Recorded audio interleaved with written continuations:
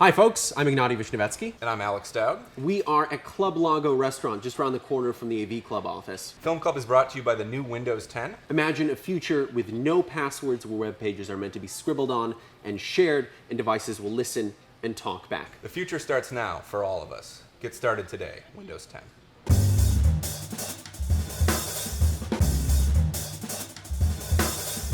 So, there's a part in the transport Refueled, it comes toward the end, where our hero, right, man in a black suit, black tie, leaps off the end of a yacht. He jumps onto a moving jet ski, punches out the goon on the jet ski, and he rides the jet ski all the way to the beach, and the jet ski kind of slams into the beach, and he keeps going. He flies off the jet ski. He goes straight through the window of, I believe, a Mercedes G-Wagon. Kicks through the window, and he's right at the bad guy. Mm-hmm. So what I guess I'm saying is, this is a really, really stupid movie. Yes. But I don't necessarily think that's a bad thing. No, I actually think it's kind of a perfect way to end the summer with this movie. It's unpretentious, it's brisk. It's interesting, it's actually, superficially at least, quite a lot like Fury Road. The plot is very similar in some respects. I mean, you essentially have this mythic outsider character who gets attached to himself. He's being played by a different actor. Played by a different actor in the fourth film. Yeah. Yep. Who sort of gets attached to this group of women who are trying to get themselves out of this situation that they're in. Where they're being exploited, and Yep. they have to take down these crime lords. Mm-hmm. Yeah, no, it's very much like. And there's like a chase Fury element Road. too, you know. Mm-hmm. But of course, Fury Road is a much more accomplished film. Yes. I mean, Fury Road is a superbly crafted piece of action filmmaking. Yes. This is Requires something less that's- apologies. Yeah, this requires some apologies. You don't have to make any apologies for Fury Road. Right. I guess the big question is this a good movie? Which is the simplest, most basic question in all film criticism, but also tends to get really, really complicated. Mm-hmm. I would say it gives you what you would want out of a transporter movie, with the exception of Statham. Yeah. That's the only real absence there. It's true, but I feel like for a lot of people, Statham is like that's why you see that's a why you Transporter watch his movie, trans yeah. because he's replaced by Ed Skrine?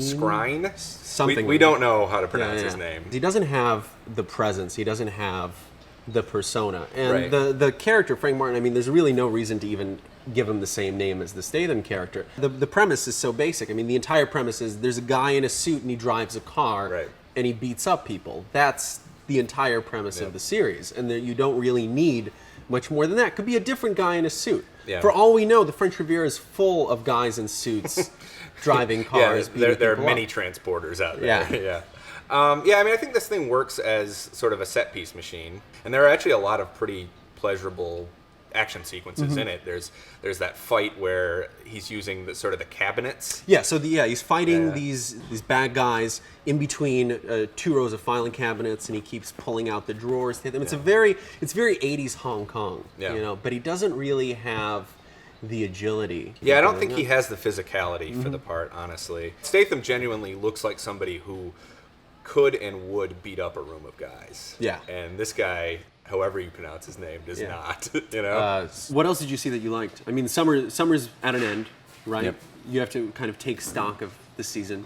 I really liked the fifth Mission Impossible film. Which feels a little bit, and I know you wrote about this, but it does feel a little bit like a Mission Impossible best of. Yeah, it's like a greatest hits. There's elements of the first De Palma film, maybe a little less of the Wu film in there. But You were less enamored of I was less enamored of it for that exact reason because, you and I both really like the Mission Impossible movies, and I think it's because they always have such a distinctive directorial presence, personality. Yep. And this is the each least one. distinctive. And this has Yeah. much less of a personality, I feel, even than McQuarrie's last film, which is Jack Reacher. I Right. think had a lot more of a personality behind it than Yep. this did.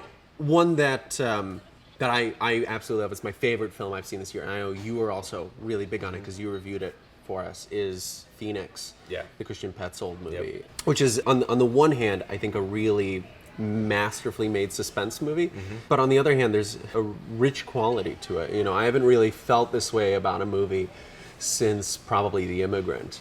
The plotting is just, it's like a pulp novel, except he totally underplays it, and what he's really trying to do is bring out all the psychological dimensions and also these historical undercurrents in what is a really, really pulpy premise. I mean, woman that gets a new face, returns to post-war Berlin, these little Vertigo overtones. It's pretty pulpy. But it's very psychologically rich. What else I really, really liked is Magic Mike XXL. Okay.